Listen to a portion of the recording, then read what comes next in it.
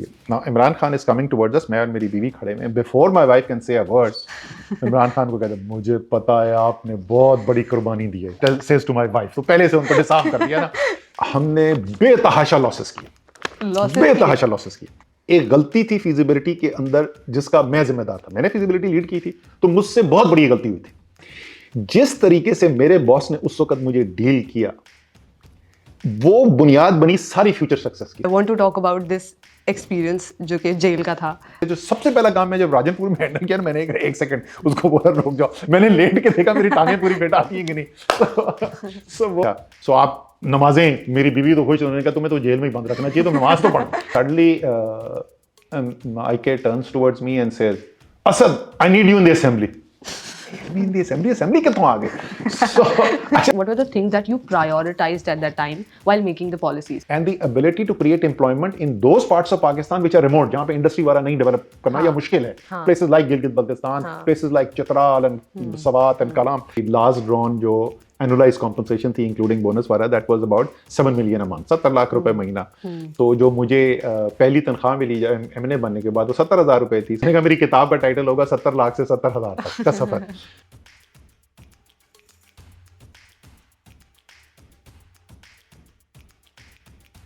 Hello everybody, welcome back to another episode of Hustle. मैं बहुत खुश हूँ because this interview was really big for me. Meeting Asad Umar, guys, meeting Asad Umar at this early stage of career, which I didn't imagine. You know what? When we were recording the interview, उनकी PA Sidra से मेरी बात हुई थी. Thank you so much Sidra for making it happen.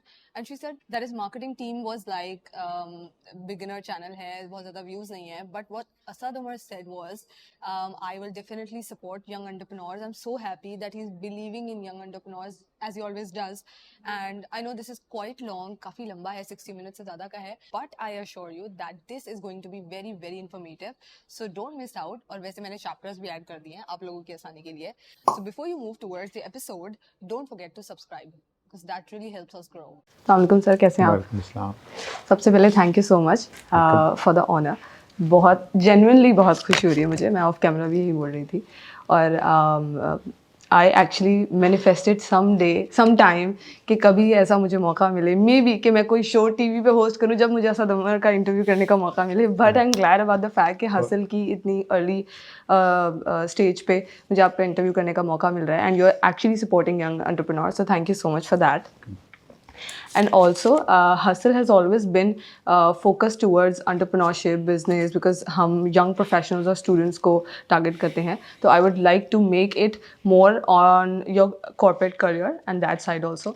So सबसे पहले, how's been the hustle up till now? Hustle या मेरी हसल? आपकी हसल. ठीक, अल्हम्दुलिल्लाह, God has been very kind. अल्लाह ताला ने बहुत करम किया.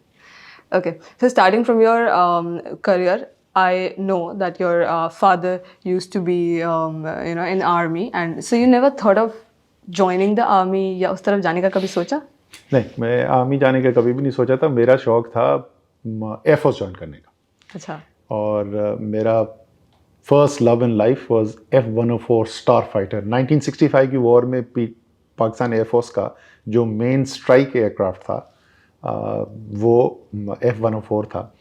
सो वो मेरा शौक़ ये था कि बस मैंने एयरफोर्स ज्वाइन करनी है.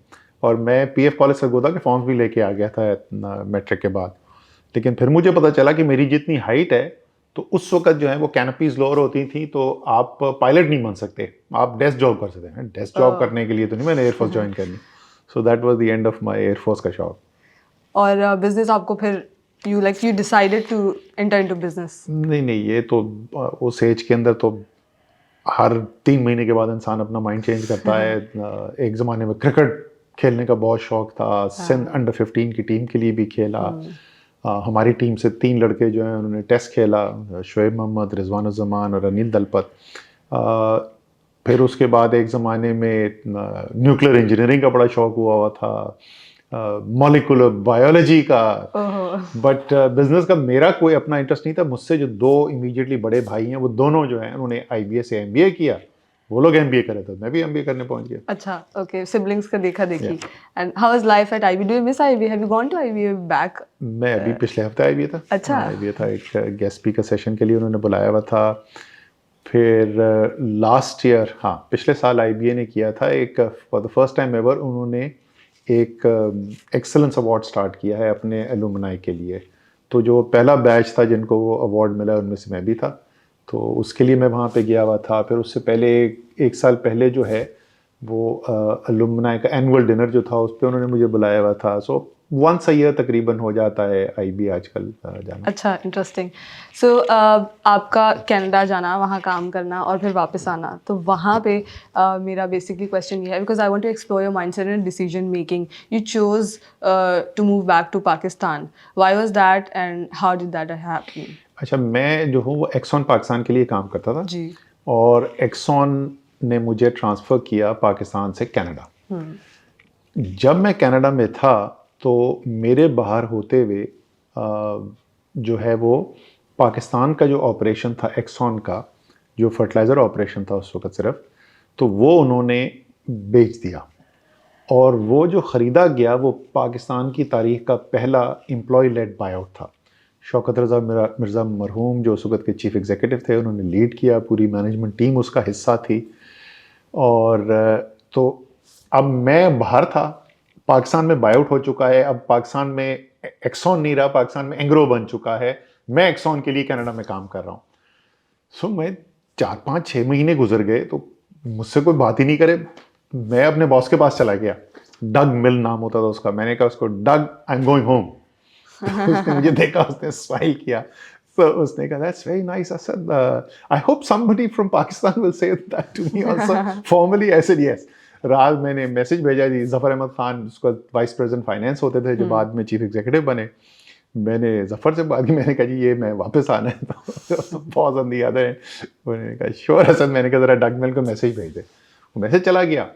उसके बाद सो मेरा ट्रांसफ़र वापस हो रहा था। मैं स्टीव ग्रिफिथ्स होते थे जो प्लांट मैनेजर था रेड वाटर जहाँ पे मैं काम करता था, उनके पास गया। तो मीटिंग करके जब मैं वापस आ रहा था तो मुझे अभी तक याद है, मैं दरवाजे के करीब पहुँचा ना, तो स्टीव ग्रिफिथ्स मुझे कहते हैं, हे एसन। तो I turn around, I said yes Steve. He said if you ever change your mind just pick up the phone and call. यानी अगर कनाडा में रहना चाहते हो, तो पहले तो उनको ये नहीं समझ में आती थी वो छोड़ के क्यों पाकिस्तान जा रहे हैं। तो if you ever change your mind just pick up the phone and call. I still remember that. I said, Steve, this is a call you ain't gonna get. अरे So वहाँ पे मैं 3,500 cc की फोर्ड टॉरस चलाता था। $100,000 after tax मेरी annual income थी। मैं एक घर में रहता था जिसमें 2 लॉन्स थे, वो ऑटोमेटिक ओपनर गैराज जो होता है वहाँ पे। तो वहाँ से मैं वापस आ गया, मैं सीव्यू के अपार्टमेंट में चला गया, सुजुकी कल्टस गाड़ी में आ गया और 12,690 रुपए मेरी बेसिक सैलरी थी जब मैं वापस आया। एंड मैं I was infinitely happier than I was in Canada. What made you happier? घर है यार, ये पाकिस्तान अपना घर है। क्या चीज़ पाकिस्तान की सबसे ज़्यादा मिस अच्छा, करते ये हो? जो है ये कनाडा वालों को भी नहीं समझती। वो एक दिन मेरे साथ होता था, मैं बिजनेस सर्विसेज का सेक्शन रन करता था, जो IT का सेक्शन रन करता था मार्टिन मेरिट। हम लंच पे बैठे हुए थे, मैं टिपिकल मेरा काम ही होता था बैठ के, वो मुझे पाकिस्तान जाना है। तो वो मुझे कहता है, मार्टिन मेरिट कहता है, you know Asad, us Canadians when you talk like this we feel like a kick in our teeth. मैंने कहा मार्टिन मुझे ये बताओ, मैंने कभी आज तक कनाडा की बुराई की है? मैं तो कनाडा के खिलाफ कोई बात नहीं करता, मुझे घर जाना है यार। उसने कहा यही सवाल आपने, वो क्या मिस करते हो? हाँ। तो मैं कहा कि मैं तुम्हें क्या एक्सप्लेन करूं, मैं क्या मिस करता हूँ। वहाँ पे हम कॉफ़ी पीते थे, मैंने कहा मुझे चाय याद आती है, कड़क चाय में मिस करता हूँ, मैं उर्दू की शायरी मिस करता हूँ, मैं अल्ताफ़ हुसैन के अजीबो गरीब स्टेटमेंट्स मिस करता हूँ। उसने कहा वो कौन है अल्ताफ़ हुसैन? मैंने कहा ये तुम्हारी समझ में नहीं आएगा कि अल्ताफ़ हुसैन कौन है। सो अपना घर घर होता है। And you moved back and you joined, of course, as the CEO. You were the CEO of Engro and you were the most popular and highly paid, one of the most popular and highly paid CEOs of Pakistan. You made some great changes and I want to dive deep into your the decision making. आपने Engro को एक अलग ऊंचाई तक पहुंचाया, global expansion, all of that.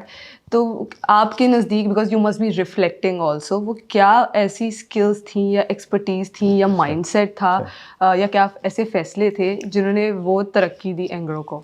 अच्छा, इसका थोड़ा सा मैं तफसील से जवाब जी दूं? जी बिल्कुल। बिकॉज इसके 2-3 मुख्तलिफ पहलू हैं जिसको मैं कवर करना चाहता हूँ। पहली चीज़ तो आपने कहा कि क्या वजह थी, और चले पहले ज़रा से ये बता दूं हुआ क्या उस पीरियड के अंदर। 2004 की जनवरी के अंदर मैं CEO बना एंग्रो का, और 2012 की मई में मैंने अर्ली रिटायरमेंट ली। तो उस 8 साल के पीरियड के अंदर हमने फूड बिजनेस लॉन्च किया, हमने एनर्जी बिजनेस लॉन्च किया, पावर जनरेशन फैसिलिटी लगाई, ये गैस जो कि फ्लेयर हो रही थी, ज़ाया हो रही थी गैस, उस गैस से 220 मेगावाट बिजली हमने प्रोड्यूस की। हमने सिर्फ एशिया का नहीं, दुनिया का सबसे बड़ा यूरिया प्लांट पाकिस्तान के अंदर लगाया।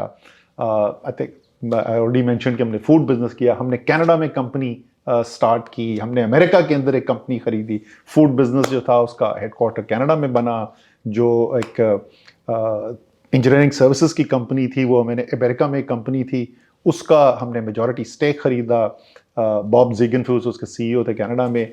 सो दुबई के अंदर ऑपरेशन स्टार्ट हुई इसी ऑटोमेशन कंट्रोल कंपनी के हमारे हमने राइस बिजनेस स्टार्ट किया। हमने ये एलएनजी का, जहाँ से अभी एलएनजी इंपोर्ट होती है, जो पहला टर्मिनल जो है, ये प्रोजेक्ट शुरू हुआ उस वक्त में। थर की opening, Sindh Engro coal mining company बनी, ये एलएनजी की भी जो कंपनी बनी थी और जो थर के लिए भी जो कंपनी बनी, दोनों का फाउंडिंग चेयरमैन मैं था। सो ये इतनी चीज़ें हुई जो पाकिस्तान की तारीख में इतने छोटे पीरियड के अंदर किसी भी कंपनी ने रेयरली की हैं, अगर की हैं तो। और उसकी वजह से मुझे सितारा इम्तियाज़ मिला। तो इसकी अब आपका सवाल ये था कि बुनियादी वजह, इसकी 2 वजह थी। एक तो वजह ये थी कि मेरी खुशकिस्मती थी, मैं सिर्फ लकी था कि पाकिस्तान की तारीख की best management team of any industrial corporate of Pakistan, जो क्वालिटी थी उस मैनेजमेंट टीम की, ऐसी टीम असेंबल ही नहीं। और उसकी अगर मैं आपको दलील दूं, वो उस टीम में से 6 या 7 लोग उसके बाद इंडिपेंडेंटली पाकिस्तान की बड़ी कॉरपोरेशंस के चीफ एग्जीक्यूटिव्स बने। Amazing. So it was an amazing team. मैं खुशकिस्मत था कि मैं उस टीम का हिस्सा था। तो एक तो वो जो quality of the management team थी उसकी वजह से, और वो एक रेपुटेशन जो बन जाती है ना, तो फिर वो इसको कहते हैं कि वो एक विशियस सर्कल होता है इकोनॉमिक्स के अंदर, एक वर्चुअस सर्कल होता है, वर्चुअस सर्कल बन जाता है। वो जब रेपुटेशन बननी शुरू होती है, लोगों को पता चलना शुरू होता है, तो फिर आप टैलेंट को अट्रैक्ट करते हैं। मुझे अभी तक याद है कि मैं एनुअल हमारी जो एचआर कमेटी थी बोर्ड की, बोर्ड कॉम्पनसेशन कमेटी, उनको मैं प्रेजेंटेशन कर रहा था कि पिछले 1 साल में रिक्रूटमेंट्स हमने जो की हैं, और लिटरली जो रोस्टर है दुनिया की बेहतरीन यूनिवर्सिटीज़ का, कि हमने जो रिक्रूट किए थे उस 1 साल के अंदर, उसके अंदर Harvard, Stanford, Wharton, Oxford, Cambridge, you name it, top universities of the world के पाकिस्तानी बच्चे जो पढ़ के वो आ रहे थे, वी वर रिक्रूटिंग देम। सो वो एक बना। But the other thing was कि एक पहले से एक एक्सरसाइज शुरू हुई थी जिसमें ये फैसला हुआ था कि हमने डाइवर्सिफिकेशन करनी है। और ये काम, इसके ऊपर जो रिसर्च का काम है वो शुरू हुआ था जब ज़फ़र अहमद ख़ान चीफ एग्जीक्यूटिव थे, जो मुझसे पहले जो चीफ एग्जीक्यूटिव थे। सो ये पहले से एक काम हो रहा था, एक थिंकिंग हो रही थी। लेकिन आखिरी चीज़ मैं आपको बताऊं कि जो मेरी वजह से, कि अगर आप ज़ात को अगर देखें तो क्या वजह बनी, उससे पहले जो हमने दूसरी डाइवर्सिफिकेशन की, पहली हमारी डाइवर्सिफिकेशन हुई थी केमिकल टर्मिनल हमने बनाया था डच कंपनी रॉयल पाकहुड के साथ जॉइंट वेंचर करके, और वही कंपनी की फिर एक सब्सिडरी जो है वो जो एलएनजी टर्मिनल जहां इंपोर्ट होता है ना, वो वही कंपनी है। दूसरा हमने जो काम किया वो जॉइंट वेंचर किया मित्सुबिशी और असाही ग्लास के साथ। वो दोनों उस वक्त फॉर्च्यून 500 कंपनीज थी। इनफैक्ट मित्सुबिशी तो एक वक्त में फॉर्च्यून 500 की number 1 company in the world थी। उनके साथ जॉइंट वेंचर किया। मैंने उसकी फिजिबिलिटी को लीड किया। 36 साल की एज में मुझे चीफ एग्जीक्यूटिव बना दिया गया। मुझे जापानीज रिपोर्ट करते थे जो मुझसे 20-20 साल सीनियर थे, और वो फॉर्च्यून 500 कंपनीज के एम्प्लॉयज थे। जब प्रोजेक्ट स्टार्ट हुआ उसके पहले साल में हमने बेतहाशा लॉसेस किए, बेतहाशा लॉसेस किए। अच्छा। और उस लॉसेस की बेसिक वजह थी, एक गलती थी फिजिबिलिटी के अंदर जिसका मैं जिम्मेदार था। मैंने फिजिबिलिटी लीड की थी, तो मुझसे बहुत बड़ी गलती हुई थी, और उस गलती की वजह से पहले साल में बहुत लॉसेस हुए। वो कंपनी बाद में आजकल भी बहुत पैसा बनाती है, बट पहले साल में बहुत पैसा लूज किया। उसके बाद उस साल जब खत्म हुआ, हमारा अगले अप्रेजल सिस्टम था, बहुत रोबस्ट अप्रेजल सिस्टम था। तो उसके अंदर ज़फ़र अहमद ख़ान जो उस वक्त चीफ एग्जीक्यूटिव थे, वो मेरा अप्रेजल कर दें। अच्छा, वो एंग्रो के अंदर जो है ना, वो टीयर्ड सिस्टम है। बिलो 20% परसेंटाइल आपकी रैंकिंग सबसे खराब होती है, फिर 20 to 39, 40 to 59, 60 to 79, और हाईएस्ट रेटिंग होती है 80+। सही है। अच्छा, मुझे सारे करियर 80+ रेटिंग मिलती रही, हर साल 80+ रेटिंग होती थी। उस साल जफर खान ने कहा कि Asad, I have still rated you number 1 but I couldn't give you 80+ rating because of the loss. मैंने कहा सफर, why are you giving me number 1 rating? And he said Asad देखो, गलती हर एक कोई कर सकता है। हमने देखा है कि तुम जब वो गलती हो गई थी तो तुमने how did you try to cope with that situation. हाँ, जिस तरीके से मेरे बॉस ने उस वक्त मुझे डील किया, वो बुनियाद बनी सारी फ्यूचर सक्सेस की। तो उसका सारा क्रेडिट है वो मेरा नहीं, वो जफर खान का था। क्योंकि अगर उस एक गलती पे मुझे क्रश कर दिया जाता, मैं कभी रिस्क लेता ही ना आइंदा। बिल्कुल। एंड उन्होंने कहा कि ठीक है, वो 2 जॉइंट वेंचर्स हुए, दोनों में काम किया, एक सक्सेसफुल बहुत हुआ, दूसरे में शुरू में प्रॉब्लम्स हुई, आइंदा इंशाल्लाह ठीक हो जाएगा। तो हमने उस स्पिरिट को, एंटरप्रेन्योरशिप की, रिस्क टेकिंग की, इनोवेशन की, उसको क्रश नहीं करना। वाह, so despite of the losses. Despite of the losses, ये बहुत बड़ी चीज है। एंड मेरा जो उसके बाद का सारा करियर था, वो कि जिस तरीके से जफर खान ने उस साल का अप्रेजल हैंडल किया, that determined my entire future trajectory. Amazing. And you talked about the leadership, क्योंकि एक तो वो लीडरशिप जो आपके बॉस ने आपके साथ एक बिहेवियर रखा, ऑल्सो आपने कहा कि मेरी टीम बहुत अच्छी थी, but there must be some leadership qualities in you जिनकी वजह से वो टीम बहुत अच्छे से रन हो पाई। So what are the leadership qualities as per you which makes any person successful? So उसकी जो बेसिक, अगर आप बोल सकें कि मेरी जो कंट्रीब्यूशन होती थी उस सारे प्रोसेस के अंदर, एक तो फंक्शनल लेवल के ऊपर चीफ एग्जीक्यूटिव का क्या काम है, you are the face of the company, आप मीडिया पब्लिक रिलेशनिंग हैंडल कर रहे हैं, गवर्नमेंट के साथ इंटरफेस है एक्सेट्रा एम्प्लॉयज़ के लिए। बट अगर आप कंट्रीब्यूशन इन टर्म्स ऑफ के जो कैरेक्टरिस्टिक थे, उससे क्या, मैं सिर्फ उनको फोर्स करता था कि मुझे नजर आता था ना पोटेंशियल, तो मैं उनको फोर्स करता था कि वो अपनी सोच बड़ी करें, दे एम फॉर समथिंग बिग। तो that's my only contribution. Quality उन्हीं के अंदर थी। फॉर एग्जांपल, हमने जब फूड बिजनेस लॉन्च किया, तो फूड बिजनेस, पहले तो हम केमिकल कंपनी थे, सारी जिंदगी हम केमिकल कंपनी रहे थे, पेडिग्री में नहीं था हमारे केमिकल के अलावा कोई काम करना। तो जब हमने ये फैसला किया कि फूड कंपनी लॉन्च करनी है, मुझे अभी तक याद है जब हमने पहली फीजिबिलिटी प्रेजेंट की, तो बोर्ड में जब वोटिंग हुई, तो सिवाय एक के एवरीबडी थॉट के ये बिजनेस जो है ना, ये सक्सेसफुल नहीं हो सकता। ओके। हमने कहा ठीक, हमें फीडबैक मिल गया, आपका पॉइंट ऑफ व्यू आ गया। I still remember Khalid Mansoor जो बाद में हबको के सीईओ बने, सिपेक अथॉरिटी के थे, मैं उनके कमरे में गया, ये न्यू वेंचर्स डिवीजन के वाइस प्रेसिडेंट होते थे। तो उन्होंने कहा अच्छा ठीक है, फिर असद जो है हम इसको वाइंड अप कर लेते हैं, अपनी टीम को कहीं बंद। मैंने कहा क्यों खालिद? सर आपने सुना नहीं मैंने बोर्ड में? क्या भाई, बोर्ड के पास इख्तियार है, इन्वेस्टमेंट होनी है या नहीं होनी, मैंने ये रिसर्च करनी है, फिजिबिलिटी करनी है, नहीं मैं चीफ एग्जीक्यूटिव हूं, ये मेरा इख्तियार है। हम फिजिबिलिटी कंप्लीट करेंगे और फिजिबिलिटी कंप्लीट करने के बाद बोर्ड ना कर देगी तो नहीं होगा प्रोजेक्ट। सो हमने फिजिबिलिटी कंप्लीट की, वोट किया। जब आखिरी दिन वोटिंग हुई इन्वेस्टमेंट के डिसीजन के ऊपर, सिवाय एक के सबने सपोर्ट किया। पहले सिवाय एक के सब खिलाफ थे, सबने सपोर्ट किया। सो अच्छा, उसके बाद हम जाते थे, IBA गए, लम्स गए, मुझे बुलाते थे वहाँ पे। इतनी मुझे बच्चों से मार पड़ती थी कि तुम पागल हो गए, तुम खाद फरोश इंसान, तुम्हें क्या पता है FMCG बिजनेस क्या होता है, तुम कंज्यूमर बिजनेस के अंदर जिंदगी में नहीं तुमने किया हुआ। तो अप्रोच हमने भी वहाँ पे भी ये रखी। हमने कहा बिल्कुल ठीक, that's the argument I used to make, बिल्कुल ठीक बात कर, हमने कभी नहीं किया। इसलिए अगर हम ये खुद करने की कोशिश करेंगे तो हमें बहुत मार पड़ेगी।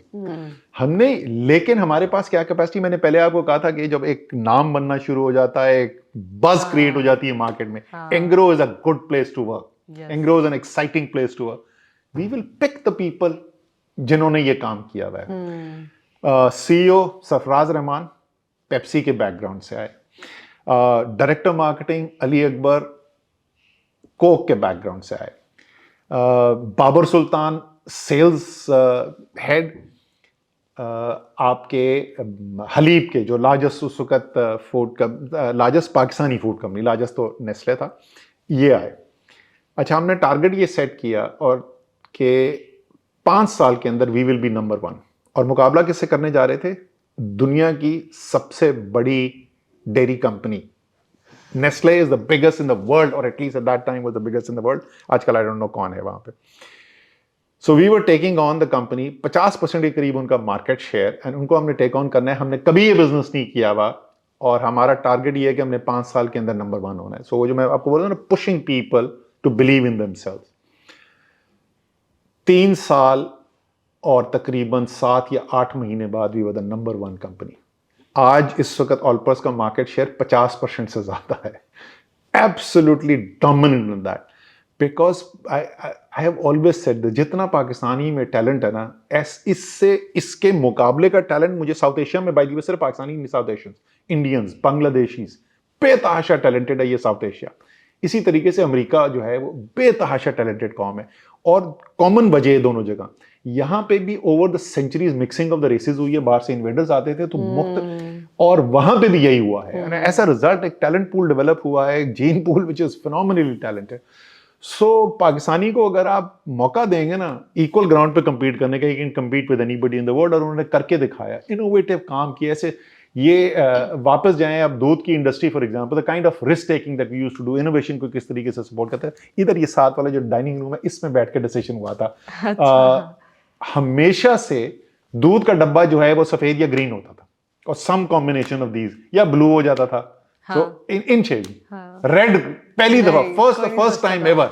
वो और बात है कि मैं अली अकबर को मजाक उड़ाता था कि अली तुझे कोक का रेड याद आ रहा है तो वही कोक रेड लेके आया। बट वी सो इनोवेशन किया हर चीज के अंदर। So all you do as a leader is, आपने गोल सेट किया, विजन, जिसमें जो आपके ख्याल में उस टीम के अंदर टैलेंट है, टीम आपने बेस्ट सेलेक्ट की, लोग आपने वो लगाने हैं जो आपसे बेहतर है, और ये ज्यादातर लोग जो थे ये मुझसे बेहतर थे, और फिर उनको आपने एम्पावर कर देना है। And then when you make a mistake, then you acknowledge that mistake, गलती होगी, अब इसमें ये चेंज करना है। हमेशा ठीक नहीं होगा। जब आप रिस्क टेकिंग करेंगे, जब आप इनोवेशन करेंगे, जब आप एंटरप्रेन्योरशिप करेंगे, तो गलतियां करेंगे।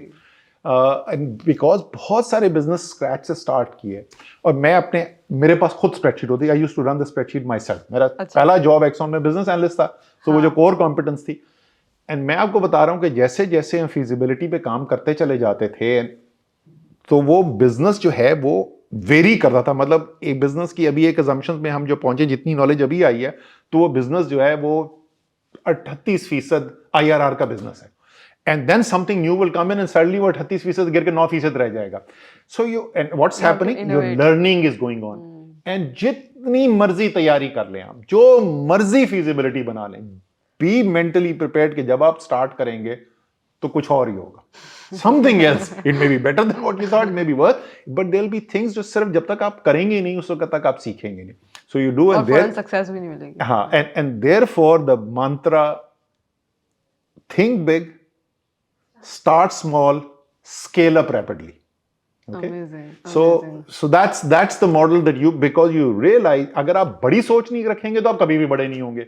अगर आपने फौरन ही बड़े का काम करने की कोशिश की, as I said, you will be hit by surprises, जितनी मर्जी feasibility कर ले। So you start small, but it has to be a scalable model which can be then rapidly scaled up. Amazing, amazing. Think big, start small, and also about the fact that you said कि you have to make people believe in themselves constantly. तभी वो और explore करते हैं खुद को। अपने आप को ज़्यादा अफलातून ना समझें कि मैं ही सब कुछ कर लूँगा। तो सर गलतियों पे बात करते हैं। एक अभी आपने बीच में थोड़ा सा जिक्र भी किया कि मेरी एक बहुत बड़ी गलती थी, but apart from that also कुछ मेजर गलतियां जिससे आप जो स्टोरीज बताएंगे उससे यंग एंटरप्रेन्योर्स और बिजनेस स्टूडेंट्स को सीखने को मिलेगा। सो द गलतियां, देखिए गलतियां जो हैं बड़ी बिजनेस की तो मैंने आपको बता दी कि फिजिबिलिटी, अच्छा उसमें भी बता दूं, इट्स वेरी वेरी इंटरेस्टिंग, बड़ी लर्निंग उससे क्या होती है। गलती की बुनियाद क्या बनी? हम पाकिस्तानी जो हैं वो दुनिया की सबसे सिनिकल कौम है, और अपनी गवर्नमेंट को तो हम बिल्कुल ही नहीं ट्रस्ट करते ना। हमारे पास ब्यूरो स्टैटिस्टिक्स का डेटा सामने मौजूद था जो कह रहा था कि size of the PVC market is about 36,000 tons, right. लेकिन हम गवर्नमेंट के डेटा को कौन यकीन रखते हैं, ये पाकिस्तान में कहां से डेटा। सो मित्सुबिशी, असाई ग्लास और एंग्रो ने खुद अपनी रिसर्च की, और अपनी रिसर्च करके मार्केट में गए, रिटेलर से बात की, जो एक्चुअल प्रोसेसर्स थे उनसे बात की, और बहुत मेहनत करने के बाद हम इस नतीजे पे पहुंचे कि मार्केट 60,000 टन की है।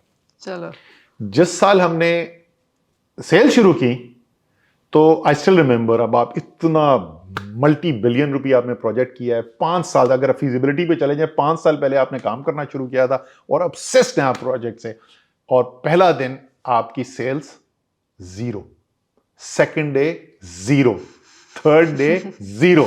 हुआ क्या, इंपोर्टर्स ने, because we were coming on stream, उन्होंने पहले इन्वेंट्री ला के रख ली, अब मार्केट फ्लडेड है। बट जब साल खत्म हुआ तो हमें क्या पता चला मार्केट किस साइज की थी, 36,000।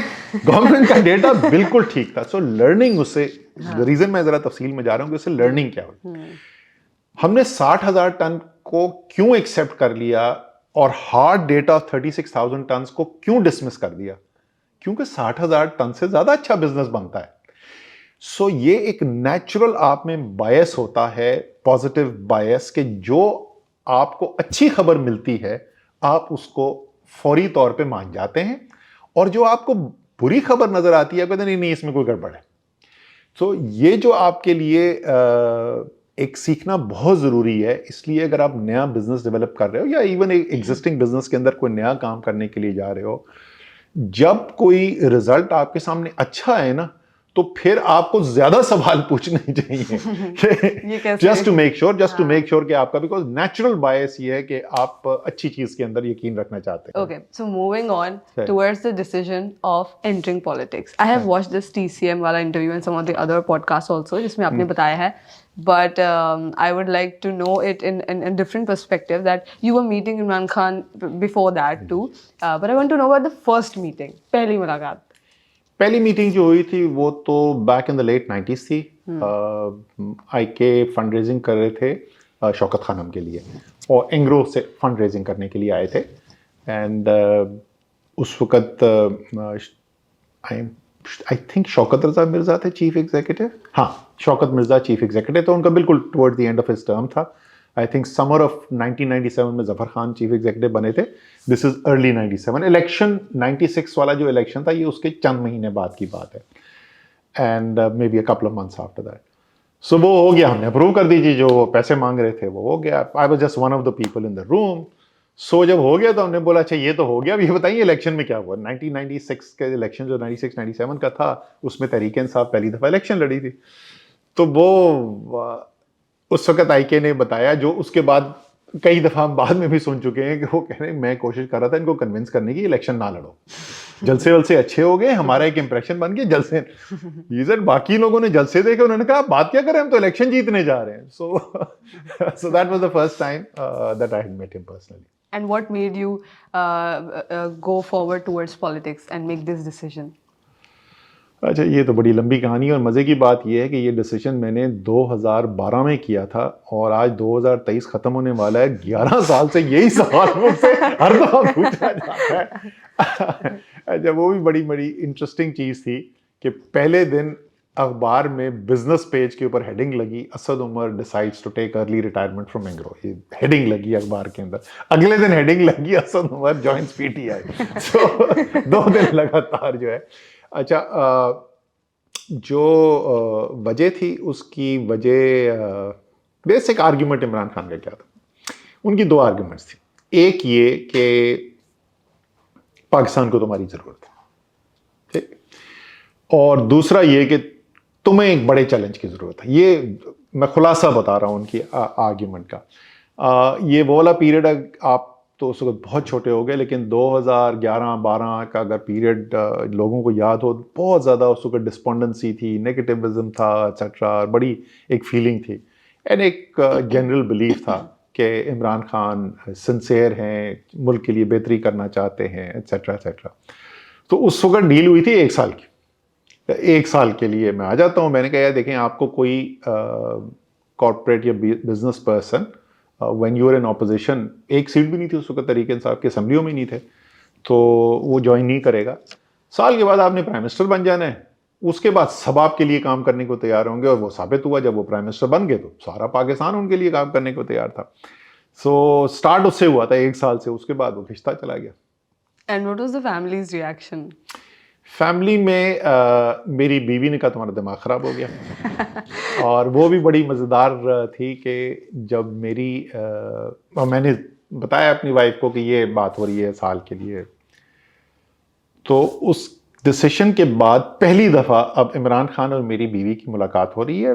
मेरे भाई के बेटे की शादी है, मेरे वो वाले भाई जो शौकत खानम के बोर्ड ऑफ ट्रस्टीज़ पे थे, तो उनके बेटे की शादी है। इमरान खान आए में, ये गोल्फ कप कराची में शादी हो रही है ना। Imran Khan is coming towards अस, मैं और मेरी बीवी खड़े में, before my wife can say a word Imran Khan को कहते मुझे पता है आपने बहुत बड़ी कुर्बानी दी है, सेज टू माई वाइफ। तो पहले से उनको डिसार्म कर दिया ना।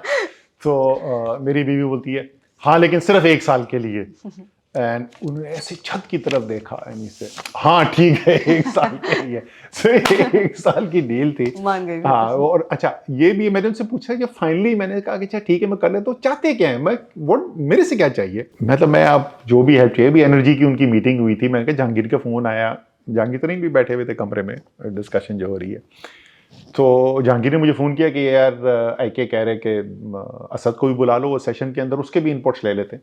तो मैं आ गया, मैंने आपको इनपुट दे दी, तो जो मेरी एक्सपर्टीज़ है वो तो मैं अवेलेबल कर देता हूँ। कोई भी और मुझे पाकिस्तान में फेडरल गवर्नमेंट के साथ भी हम काम करते थे, प्रोविंशियल गवर्नमेंट के साथ भी काम करते थे। तो चाहते क्या है, वो पट्टी चले असद उमर पाकिस्तान तरीके इंसाफ से, हाँ that's exactly what I want. अच्छा, तो और दूसरी चीज़ उनका करना क्या है, उनके पॉलिसी डेवलपमेंट। अच्छा, मैंने उनको बताया कि पॉलिसी डेवलपमेंट आपने अभी जहांगीर तरीन को लगाया है हेड ऑफ पॉलिसी प्लानिंग।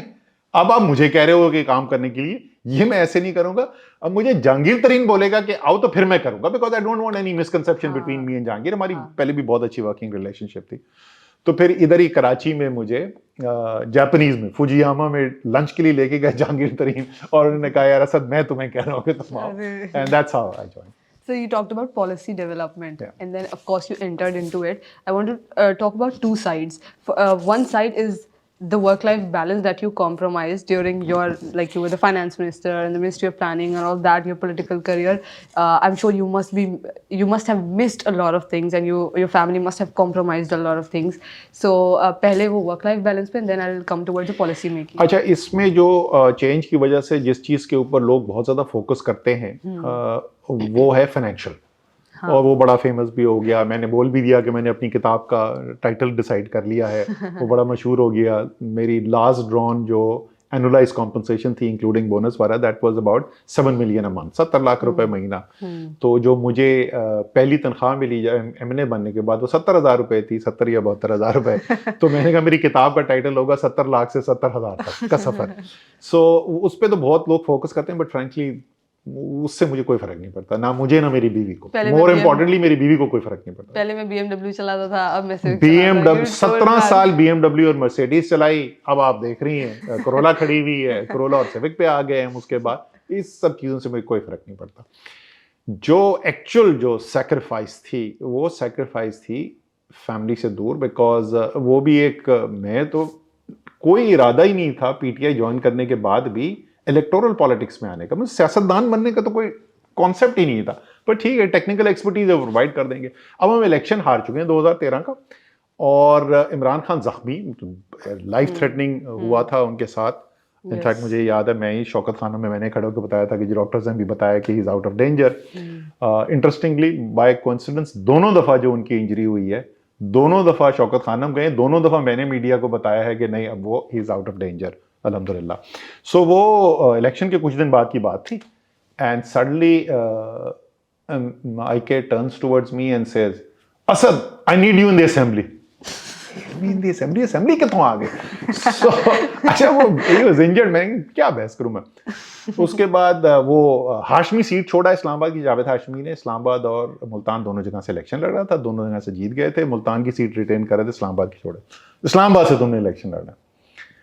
उसके बाद मेरे पास फ़ोन कॉल आई शाह महमूद कुरैशी की। शाह महमूद कुरैशी ने कहा कि असद वो हाशमी जो है वो अपनी इस्लामाबाद की सीट छोड़ें, तो मेरे ख्याल में तो आप सबसे मुनासिब आदमी है उसके लिए। मैं कहा शाहजी भी बोल रहे हैं। उसके बाद जावेद हाशमी का फ़ोन आ गया, किधर मैं लाहौर में मैं आ रहा हूँ। किधर हो गए शौकत खान? अच्छा मैं आ रहा हूँ।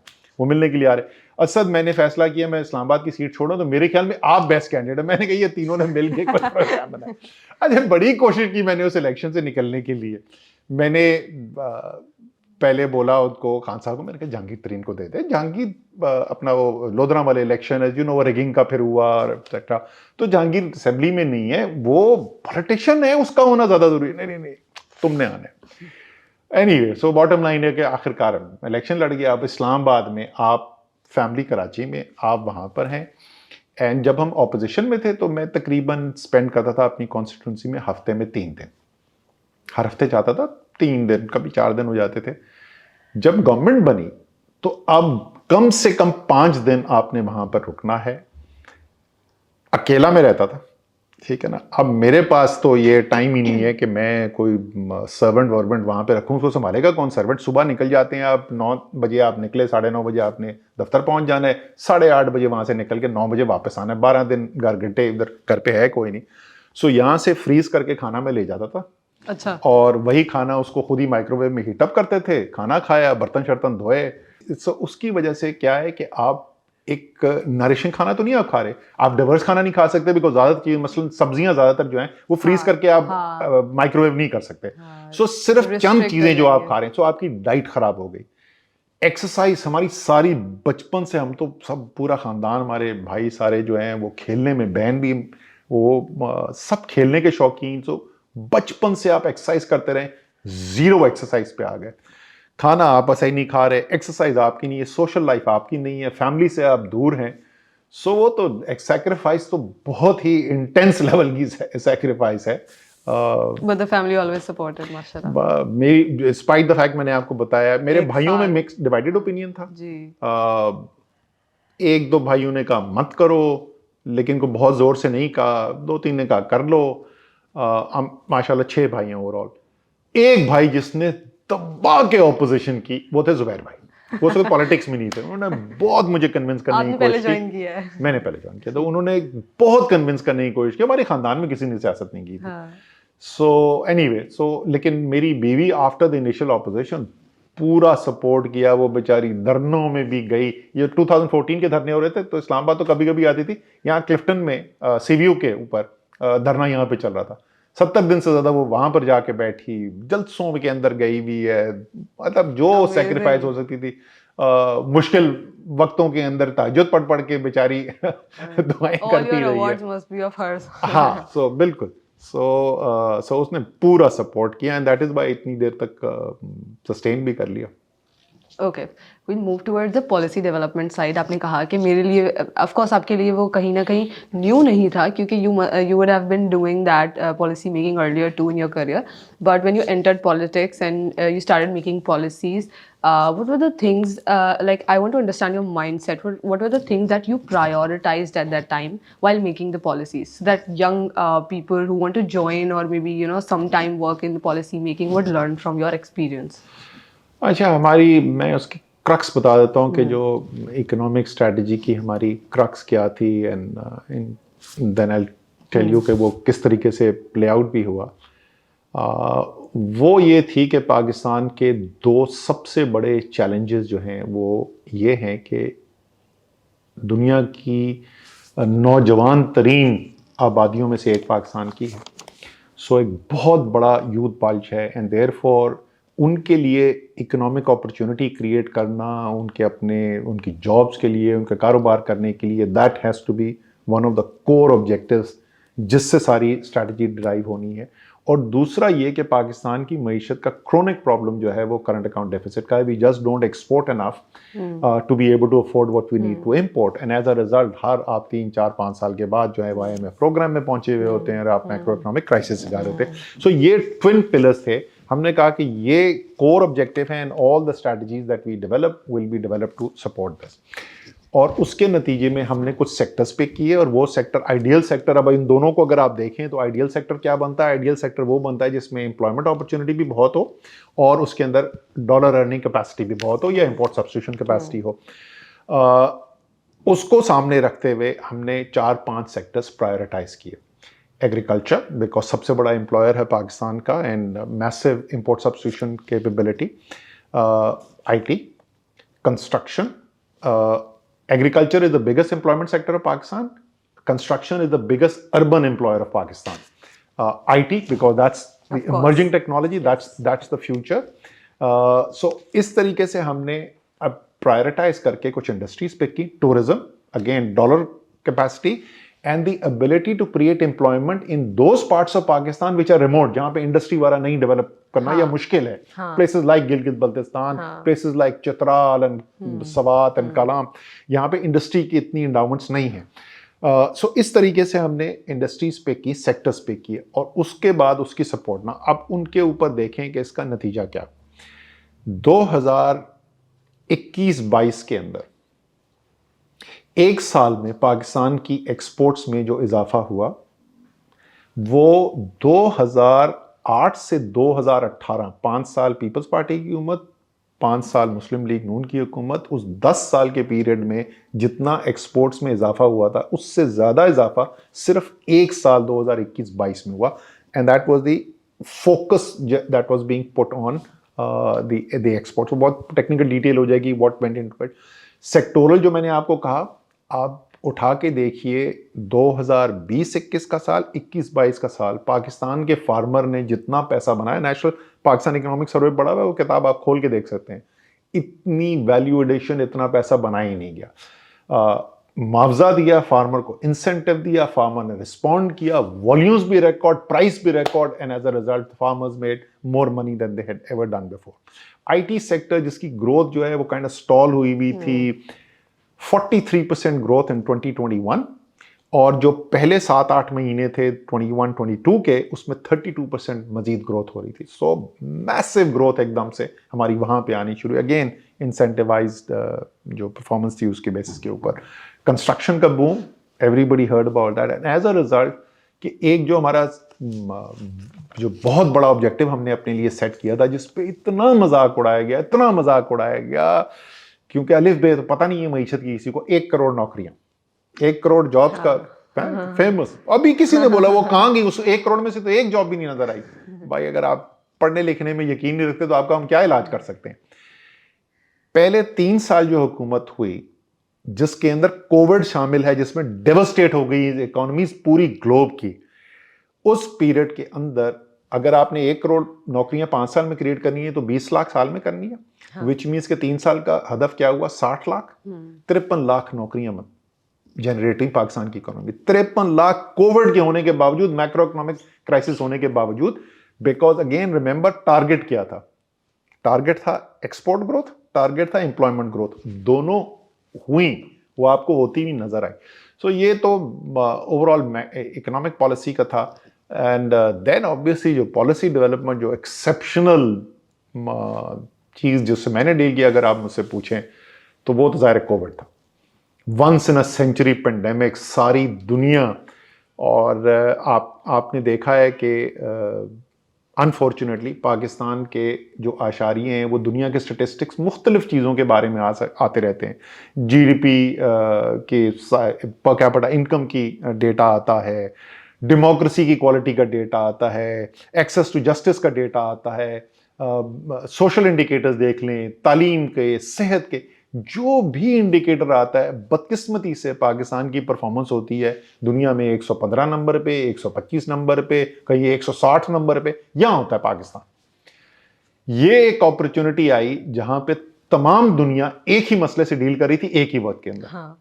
दुनिया के अमीर तरीन सबसे एडवांस मुल्क भी हैं, गरीब तरीन मुल्क भी उसके अंदर हैं, और डेटा जनरेट हो रहा है रोजाना की बुनियाद के ऊपर, जहां पे आप कंपैरिजन कर सकते हैं परफॉर्मेंस का. इकोनॉमिस्ट मैगजीन 150 साल पुराना जरीदा है, यूके का, बहुत ही एस्टैब्लिश. उन्होंने रैंकिंग करनी शुरू की परफॉर्मेंस की कि दुनिया में मुल्क जो हैं वो कैसे डील कर रहे हैं इसके साथ. 3 दफा उन्होंने वो रैंकिंग रन की.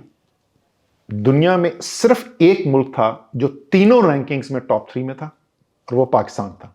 एक दफा थर्ड, एक दफा सेकंड, और एक दफा नंबर 1 इन द वर्ल्ड. ये वो मुल्क है जो हर चीज में 150 नंबर पे, 120वें नंबर पे होता है. Number 1 in the world. Bill Gates आया पाकिस्तान देखने के लिए, उसने एनसीओसी विजिट किया, उसने वापस जाके देखा, उसने कहा I was blown away with the quality of work that was done. और क्या, वही मैंने पहले आपको क्या बात की थी, 2 चीजें इसमें ना, एक तो मैंने इंडिविजुअल टीम की बात की थी ना, एक मैं नेशनल भी बात करता हूं आपसे. Pakistani, you give them the opportunity, level playing field, you give them the right place, they can compete with any in the world. और इसके अंदर हर एस्पेक्ट शामिल था, from the ability of to convince people कि आपने कंप्लायंस कैसे करनी है, to use of artificial intelligence to do monitoring. So पूरी स्पेक्ट्रम के अंदर वो आपने देखा यहाँ पर, क्योंकि Pakistani are as talented as any in the world. And दूसरी चीज़ इसमें मैं बहुत स्ट्रांगली बिलीव करता हूँ, उसी NCOC की जब 100 दिन मुकम्मल हुए तो हमने उसका एक इवेंट किया NCOC में। वहाँ पे हमने प्राइम मिनिस्टर को बुलाया, जिन्होंने चेयर किया उस सेशन को, आर्मी चीफ भी वहाँ पे आए हुए थे। हम सब ने वो एंट्रेंस पे एक बड़ा वाइट मैजिक बोर्ड लगाया हुआ था, उस पर सब अपने कमेंट्स लिख रहे थे। मेरा उस पर कमेंट पता क्या लिखा हुआ है?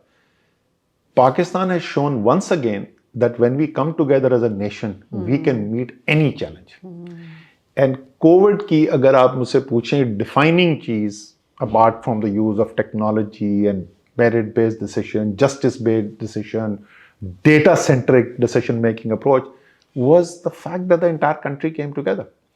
आपके पास उस वक़्त सिंध में पीपल्स पार्टी की हुकूमत थी, बलूचिस्तान में बलूचिस्तान अवामी पार्टी की हुकूमत थी। जब स्टार्ट हुआ है कोविड तो उस वक़्त आज़ाद कश्मीर और गिलगित बल्तिस्तान में मुस्लिम लीग नून की हुकूमत थी, एंड पंजाब KP और वफाक के अंदर तहरीक इंसाफ की हुकूमत थी। And everybody came together, all civil and military. आपने वहाँ पे देखा द फेमस 1 पेज, ठीक है ना?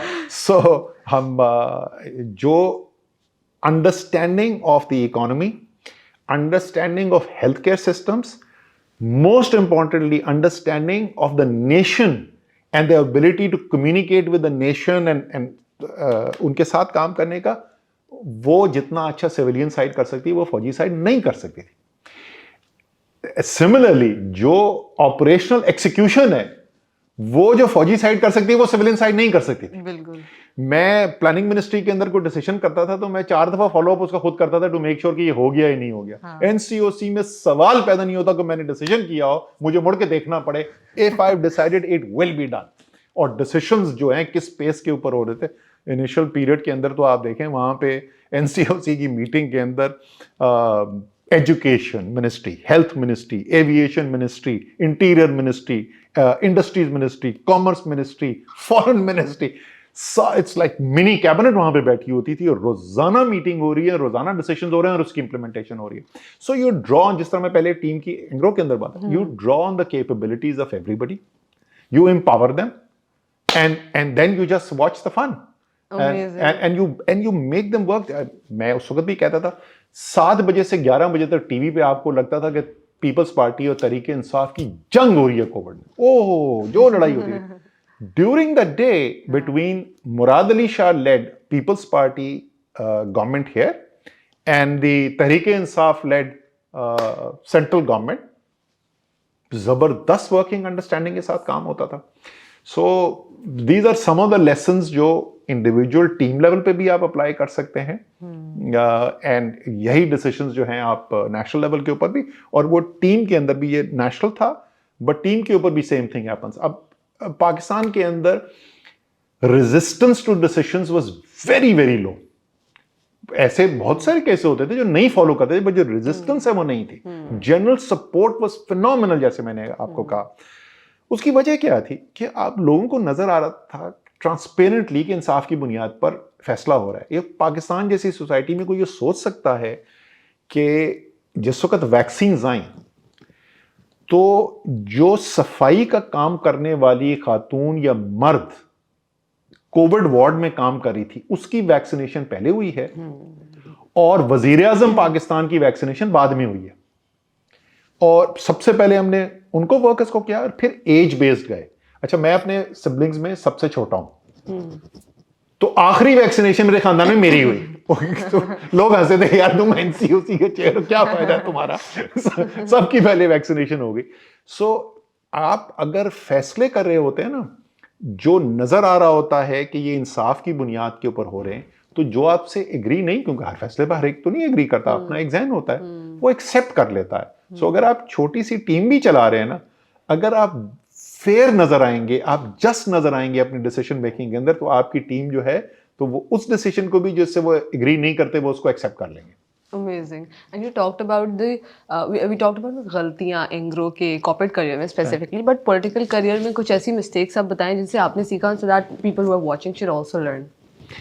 सो लॉट ऑफ थिंग्स, मसलन हमने जो मैं नेशनल कैंपेन मैनेजर था 2013 की इलेक्शन कैंपेन का। उस इलेक्शन कैंपेन के अंदर हमसे बहुत सारी गलतियां हुई, हमारी बड़ी वीकनेस है, बहुत सारे अच्छे भी काम हुए, लेकिन बड़ी उससे हमें गलतियां भी हुई, उससे हमने सीखा, और जब 2018 का इलेक्शन हुआ तो उन गलतियों को हमने रेक्टिफाई करके सीखा। तो गलती तो आप करेंगे, ये तो आप भूल जाएं कि आप इंसान हैं और आप फैसले करेंगे, उसका तो एक ही तरीका है गलती ना करने का, कुछ करो ही ना कुछ करेंगे ना कोई गलत होगा। तो और ये पाकिस्तान का सोसाइटी एक ऐसी डेवलप होगी जिसमें ये बहुत जबरदस्त एक बायस टुवर्ड्स इनएक्शन है। सोसाइटी रिवॉर्ड करती है इनएक्शन को। मैं सबको एग्जांपल देता हूं इसकी बेस्ट, बोर्ड बेसन, जहां पे ये सारी दुकानें हैं सामने, उसके यहाँ पे स्यूएज का पानी आ रहा था, और तो पीपल्स पार्टी की गवर्नमेंट थी। अब हमने तो कभी सारी जिंदगी नहीं सपोर्ट किया ना उनको, आसिफ जरदारी साहब जो हैं वो कोई हमारे को फेवरेट पॉलिटिशियन तो है नहीं, लेकिन इन लोगों ने फैसला किया कि एक यहाँ डॉल्फिन पार्क बनेगा। तो एक फ्रेंचाइज दी किसी कंपनी को 20 साल के लिए, और वहां पे वो उन्होंने एंटरटेनमेंट फैसिलिटीज लगानी थी, और उस फ्रेंचाइज के रिटर्न में उनको स्यूएज सिस्टम्स लगाने थे ताकि वो क्लीन हो, और वहां पे फिर डॉल्फिन आनी थी।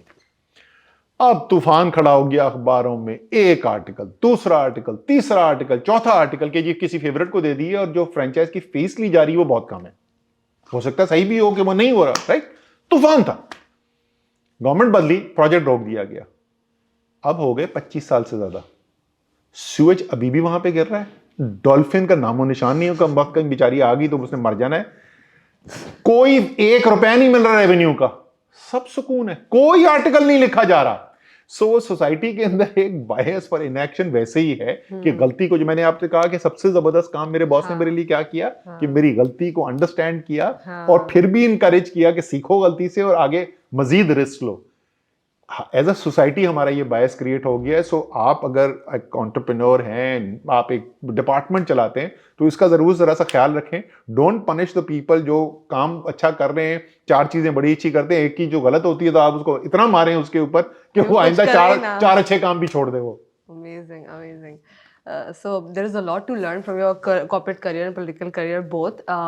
But since I've taken a lot of time, so I'll move towards the last questions. इस सारी जर्नी में you've experienced बहुत कुछ, but I want to talk about this experience जो कि जेल का था, which happened, and I'm sure you because मैं TCM का भी देख रही थी, and you said a lot of people were hooting for you and supporting you, and they still support you, they love you for your work, but again you have to go through that challenge, और तो उसको कैसे deal किया, what was the mindset, क्योंकि इतना अच्छा काम करें, इतनी मेहनत करें, उसके बाद फिर ये सिचुएशंस आ जाए तो इंसान कहीं ना कहीं उसका डिसअपॉइंट भी हो जाता है और माइंडसेट नेगेटिव भी हो जाता है। सही। अच्छा, उसके अंदर 2 मुख्तलिफ एस्पेक्ट्स हैं। जिस तरह मैं पहले बोल रहा था, जो जॉब छोड़ने के बाद मुख्तलिफ एस्पेक्ट होते हैं, यहाँ पे भी वही है। सो पहली चीज़ तो आपकी है फिजिकल कंडीशंस, ठीक है? जो फिजिकल कंडीशन जो है वो कोई नॉट एग्जैक्टली आप सरीना के स्वीट में तो नहीं है वो, कमरे तकरीबन दोनों, एक्चुअली मैंने 4 मुख्तलिफ जगह की हॉस्पिटैलिटी इंजॉय की। एक रात कोट लखपत जेल, फिर उसके बाद 9 रातें राजनपुर जेल, फिर 1 रात सेक्रेटेरिएट थाना इस्लामाबाद, और उसके बाद 14 रातें अडियाला जेल। तो 4 मुख्तलिफ, 25 दिन टोटल। तो जो जेल थे वो फिजिकली तकरीबन एक ही जैसा लेआउट था। एंटर हो, एक तरफ जो है वो इतना ज़मीन से कोई 2 फुट ऊपर होगा, एक सीमेंट का स्लैब है। लकीली वो सीमेंट का स्लैब जो है वो तकरीबन 7 फुट का था दोनों जगह पे, वरना मुझे जो सबसे पहला काम मैं जब राजनपुर में हैंडल किया ना, मैंने एक सेकंड उसको बोला रुक जाओ, मैंने लेट के देखा मेरी टांगें पूरी फिट आती है कि नहीं। सो वो है। उसके बाद जरा सा कोई 1-1.5 फुट का गैप है, फिर एक दीवार है, कोई 4 फुट बाय 4 फुट की दीवार है, उसकी तरफ जो है आपकी वो टॉयलेट है। दीवार सिर्फ 4 फुट बाय 4 फुट की है, और लेफ्ट साइड के ऊपर एक छोटा सा सीमेंट का स्लैब है, वो समझ लें कि आपके टेबल के काम है, वहाँ पे पानी की बोतल रख ली है, कुछ ऐसा कर। सो वो है टोटल जो मेरा वॉकिंग, तो वो मैं वॉक करता था वहाँ से, तो इसलिए मैंने मेजर किया। फुट तो मुझे नहीं पता, मेरे 5.5 स्टेप्स में मैं एंड में पहुँच जाता था, राइट? और गद्दे वद्दे जो हैं वो कोई मिलते नहीं, बेड साफ होता था, साफ था, सफाई का कोई इशू नहीं था। एटलीस्ट जहाँ पे मैं ठहरा वहाँ पे सफाई का इशू नहीं था। मच्छर। वहाँ पे भी मुझे वो एक दिन सुबह उठा, संतरी ने बोला जी वो रात को आए हुए थे 2 बजे जो है इंस्पेक्शन करने आए थे। मैंने 2 बजे क्या इंस्पेक्शन कर रहे आए हुए थे? उन्होंने कहा देखने आए हुए थे, हमने आपको कोई गद्दा तो नहीं दे दिया है, कोई कुर्सी तो नहीं आपको मिल गई है। अरे सो लेकिन वो फिजिकल कंडीशंस जो है ना, वो कोई प्रॉब्लम इतनी नहीं होती, वो एडजस्ट करना जो है वो, एटलीस्ट मेरे केस में मुझे तो कोई इतना बड़ा खाना इशू। वाना खाना भी मैं तो खाने के वो बुरा नहीं होता खाना उनका। वो बाय द वे मुझे आई वाज टोल्ड कि ये हमारी हुकूमत जो थी पंजाब की, उस वक्त ये खाने की क्वालिटी इंप्रूव की गई है। सिर्फ ऑयली ज़्यादा होता है, मतलब हमारे तो टेस्ट का नहीं होता खाना, लेकिन खाने में सिर्फ मुझे एक प्रॉब्लम होता था, बहुत ज़्यादा होता है खाना। और राजनपुर जेल के भी जो लोग थे और अडियाला वाले भी, दोनों उनको सिर्फ मेरी एक चीज़ पे एतराज़ था। वो दोनों जगह मुझे कहते, सर आप खाते ही कुछ नहीं है वो इतना खाना था, बट क्या इज ओके। हाँ। सो ये फिजिकल वाला पार्ट जो है ना, वो जो मेरे साथ हुआ ये सारे इस पीरियड के अंदर, ये 25 के 25 दिन रातें जो मैंने गुजारी, ये सब सॉलिटरी कन्फाइनमेंट थी। अडियाला वाला तो वो डेथ रो सेल है। तो वो जो है कि आपको कोई इंटरेक्शन नहीं है लोगों से, वो ज़रा ज़्यादा चैलेंज होता है। अच्छा, उसकी अच्छी चीज़ ये है, ज़्यादातर मैं अपने जो कॉलीग्स बाकी जो गए, वो सबको सोने में बड़ा प्रॉब्लम होता था। अच्छा, मैं तो इतना गद्दा नहीं है इसलिए। पता नहीं, आई डोंट नो क्या सोचते ज़्यादा थे, कलमा ज़्यादा मैं हरी बोलता हूँ, अल्लाह ताला ने मुझे बहुत मुख्तलिफ तरीक़ों से नवाजा है। और एक जो चीज़ अल्लाह ताला ने मुझे बहुत करम किया है ना, वो सोचने की सलाहियत कम दी हुई है। तो मुझे 2 मिनट बाद समझ नहीं आती और सोचूं क्या। तो ये सोचते ज़्यादा अक्लमंद लोग हैं, सोचते ज़्यादा होंगे, मुझे नहीं पता क्या उसकी जो भी वजह है। मैं तो खूब सोता था, कुछ करने को नहीं, तो आपने किताब पढ़ी। अच्छा, सो आप नमाजें, मेरी बीवी तो खुश, उन्होंने कहा तुम्हें तो जेल में ही बंद रखना चाहिए, तुम नमाज तो पढ़ो, रेगुलरली पढ़ते हो, कुरान शरीफ आपने पढ़ा तर्जुमे के साथ, अच्छा, वो कुरान सब किया। शरीफ, हाँ, हाँ, ओके, वो तो वो चलो, सब अच्छी बात है। किताबें पढ़ी किताबें हैं, दे देते। किताब मिल जाती थी। किताबें तो फिर आपको किताब वक्त मुझे निकल। पहले तो उन्होंने मुझे नहीं दी, वहाँ पे उन्होंने कहा कि जेल की लाइब्रेरी से आपको मिल सकती है। मैंने उनसे कागज़ पेंसिल मांगा, मैंने कहा यार कागज़ पेंसिल दे दो, राजनपुर में, मैंने कहा कागज़ पेंसिल दे दो। तो उसने कहा सर वो तो नहीं मिल सकते। मैंने कहा यार एक आर्टिकल निकला, बड़ा मुझे अच्छा आइडिया आया हुआ आर्टिकल, मैं अभी बताता हूँ आर्टिकल क्या था। तो कहते नहीं सर वो तो सर नहीं हो सकता। मैंने कहा क्यों नहीं भाई, क्या होगा? कहते सर जो भी लिखेंगे हमारे खिलाफ ही लिखेंगे सर हमारे लिए मुसीबत आएगी, प्लीज ये नहीं कर सकते। तो आर्टिकल में ये लिख रहा था कि क्या वजह है कि एक आदमी जो एमिरेट्स की फर्स्ट क्लास में ट्रेवल करता था, वो 12 घंटे कैदी वैन में बंद लाहौर से राजनपुर सफ़र कर रहा था, और जो सरीना के स्वीट्स में ठहरता था, वो इस राजनपुर के जेल सेल के अंदर बैठा हुआ है। क्या व्हाट हैज ड्रिवन, क्या वजह है कि वो यहाँ से इधर पहुंचा हुआ है? सो वो चैलेंज सिर्फ ये है कि अच्छा उसके अंदर नेगेटिव थॉट्स आते हैं, लेकिन इट्स क्या इंसान के दिमाग की ताकत क्या चीज है। आप वही जेल सेल है, वही फिजिकल कंडीशन है, और आपने नेगेटिव बात सोचनी शुरू की, और आपकी फिजिकली भी आपको अजीब लगना शुरू हो जाएगा। नहीं, अब कुछ भी नहीं बता, सिर्फ आपने दिमाग में किया नहीं नॉनसेंस, मैं ये नहीं कर रहा, मैं पॉजिटिव दिमाग, and suddenly you will start feeling better. ये इतनी पावर है ह्यूमन माइंड की। अच्छा, जिस तरीके से मैंने वो पहला था राजनपुर का एक्सपेरिमेंट वहां से डील किया ना, तो मैंने उसको 2 डिफरेंट तरीकों से, एक पहले मुझे एक आइडिया आया और फिर मैंने उसको फर्दर इंप्रूव किया। पहला आइडिया ये था कि यार जो माउंट एवरेस्ट पे या K2 के ऊपर जाता है, तो वो ऐसी कुछ हफ्ते अकेला होता है ना, हार्श कंडीशंस, उसको ये नहीं पता कि जिंदा रहेगा या बच जाएगा। मेरा तो यहाँ पे नहीं है, यहाँ पे तो कोई ऐसा कोई फिजिकल थ्रेट नहीं है, तो ये मेरा K2 है, ये मेरा माउंट एवरेस्ट है, ठीक है ना। मैं चंद हफ्ते जो है इस माउंट एवरेस्ट पे चढ़ने के लिए लगा रहा हूँ। लेकिन कुछ दिन के बाद मुझे उससे भी बेहतर आइडिया आया। वो टेल यू, सब जहन में, सिर्फ जेल की कंडीशन में ना सोचें, इसको अपनी लाइफ के अंदर सोचें। मैंने कहा यार अगर खुदा ना खास्ता मुझे कोई टर्मिनल बीमारी हो जाए और मुझे कोई आके कहे कि इसका इलाज ढूंढ लिया गया है, और इसका इलाज ये है कि आप 30 दिन राजनपुर के जेल में जाके सॉलिटरी कन्फाइनमेंट में चले जाएं, यही जेल का सेल होगा, अच्छा लगेगा, और मैं कितनी खुशी खुशी आऊंगा, और ये मुझे कितना अच्छा लग रहा होगा। कोई फर्क नहीं होगा उस जेल सेल में, फर्क सिर्फ आपके माइंड के अंदर है। तो जैसे मैं हमेशा से कहता रहा हूं कि जिंदगी आपके साथ क्या करती है, इस पे आपका कोई कंट्रोल नहीं है। आप कैसे हैं? आप उससे डील कैसे करते हैं वो मुकम्मल तौर पे आपके इख्तियार में है। So but you were saying कि आपको सिर्फ अपनी थॉट प्रोसेस को हैंडल करना होता है, बट कितना आप हैंडल कर रहे होंगे? 15 मिनट, 20 मिनट, आधा घंटा, you are there for like 24 hours, तो पूरा दिन गुजारना जो है, what are the activities you मैंने डू? बताया ना, जो एक्टिविटी बेसिकली आप ये समझ लें कि दिन को आपने ब्रेक कैसे करना है। आपकी जो मील्स हैं, एक माइलस्टोन वो हो गया ना। दूसरे जो नमाज है वो माइलस्टोन है। इसलिए सबसे मुश्किल टाइम जो है ना वो है जेल के अंदर, वो फजर और जोहर के दरमियान, बिकॉज वो सबसे लंबा पीरियड है अदर देन इशा और फजर के दरमियान, बट उस वक्त तो आप सो जाते हैं। सो ये वाला जो पीरियड है ना, सबसे ये अब पीरियड आपने जो है ना गुजारना है। अदरवाइज फिर वो जोर आई, फिर असर आई, मगरिब आई, इशा आई, वो एक माइलस्टोन आते रहते हैं, तो उससे दिन पेस हो जाता है। इसी तरह और बाकी जो है वॉक आपने करनी है, जितनी आपके पास स्पेस अवेलेबल है उसके अंदर आपने वॉक करनी है, और आपने पढ़ना है, कुरान पढ़ें, किताबें पढ़ें। बेसिकली ये दिन है आपका। और जो अल्टीमेट, जो अयाशी की इंतहा, जो आपके साथ जो अल्टीमेट अच्छाई हो सकती है जेल में, वो जिस वक्त संतरी आके बोले कि सर मुलाकात आई है, so that is the highlight. अगर सॉलिटरी कन्फाइनमेंट में आप है, खास तौर पर उस वक्त, तो आपकी बीवी आपसे मिलने के लिए आई हुई है, तो या बच्चा आपका मिलने के लिए आया हुआ आपके लिए, तो वो हाईलाइट है।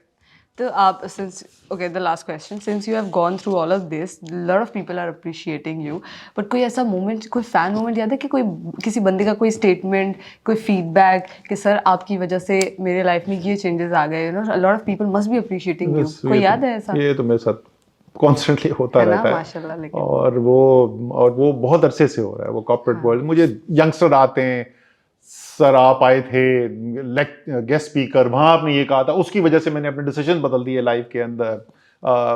यंगस्टर्स मिलते हैं, सर मैं एंग्रो में काम करता था, फलाना आपको प्रेजेंटेशन की थी उसके अंदर। सो वैसे उसके अलावा पॉलिटिकल ऑल्सो लोग मिलते रहते हैं, तो दिस कीप्स ऑन हैपनिंग। लोग आके कहते हैं, लोग ये भी कहते हैं कि आपकी वजह से मेरा बड़ा नुकसान हुआ। अच्छा। कि मैंने आपकी बात, मेरी बीवी बोलती थी तुम सबको गुमराह, बिकॉज मैं हमेशा इनकरेज करता हूँ नौजवानों को कि एंटरप्रेन्योरशिप की तरफ जाओ। रिस्की पाथ है ना, तो उसके अंदर फेलियर भी होता है। सो लोग आपकी एडवाइस लेके नुकसान भी हो सकता है। जैसे मैंने कहा, जब तक आप गिरने को तैयार नहीं, जब तक आप चोट खाने को तैयार नहीं, तो आप बड़ा काम कोई कर ही नहीं सकते, चाहे वो कोई भी फील्ड आप अपने लिए सेलेक्ट करें। सो एडवाइस की आपने बात की, while closing the interview, what advice you like to give to young entrepreneurs? या मैं स्टैंडर्ड एडवाइस है, मैं हमेशा वही बोलता हूँ, believe in yourself and believe in your country. I know इस वक्त मुल्क के अंदर एतमाद जो है वो बहुत शदीद तरीके से शेक हुआ हुआ है, ख़ास तौर पे यंगस्टर्स का, बिकॉज जैसे आपने कहा ना मुझे मिलते हैं लोग, तो इट इज़ बहुत अनफॉर्चुनेट है। लेकिन रिमार्केबल, कितने सिर्फ ये यंगस्टर्स नहीं हैं जो ये कहते हैं, बट ख़ास तौर पे यंगस्टर्स के जी होप नहीं नज़र आ रही। पहले आकर मुझसे लोग, ये तो हमेशा से होता है, आप पब्लिक फिगर हैं तो स्टैंडर्ड क्वेश्चन है, आपको को लोग मिलेंगे तो अच्छा जी फिर असद साहब क्या देख रहे हैं आप, आगे क्या होने वाला है। अब आके एक्चुअली लोग मुझसे, एंड जैसे मैंने कहा सिर्फ यंगस्टर नहीं आके सवाल करते, सर मुल्क बचेगा कि नहीं बचेगा, मतलब इस लेवल की एक एंग्जाइटी क्रिएट हुई है। बट पाकिस्तान पहले भी गुजरा हुआ है, बहुत मुश्किल वक्तों से गुजरा हुआ है। 1971 का ब्रेकअप की मुझे वो अभी तक याद है, स्टिल रिमेंबर दैट डे, जिस दिन वो न्यूज़ आई थी। मैं सिर्फ 10 साल का था, बट सो इंशाल्लाह ताला जिस तरीके से पहले निकला है पाकिस्तान, मुश्किल वक्त ज़रूर है, मुश्किलात से गुजरा है मुल्क, लेकिन आई कीप सेइंग दिस कि ये मुल्क जो है ना, ये बड़ा स्पेशल मुल्क है, और किसी दिन भी सारे साल में किसी दिन भी क्रिएट हो सकता था। सो अगर 27 रमज़ानुल मुबारक को ये मुल्क बना था ना, तो कोई ना कोई तो इसके अंदर स्पेशल चीज़ है। सो अल्टीमेटली अल्लाह मियाँ ने पाकिस्तानियों से, अल्लाह मियाँ ने पाकिस्तान को बचा लेना है अल्टीमेटली, और अल्टीमेटली को अच्छा ही होना है। So believe in your country, believe in your self, in your own ability. किसी को ये आपको बताने की ये पावर ना दें कि तुम ये नहीं कर सकते और ये नहीं कर सकते। ये फैसला सिर्फ आपने करना है कि आप क्या कर सकते हैं और क्या नहीं कर सकते। Amazing. Thank you so much, sir. Thank you so much for your time, and we're truly honored to have you at Hustle. Most welcome.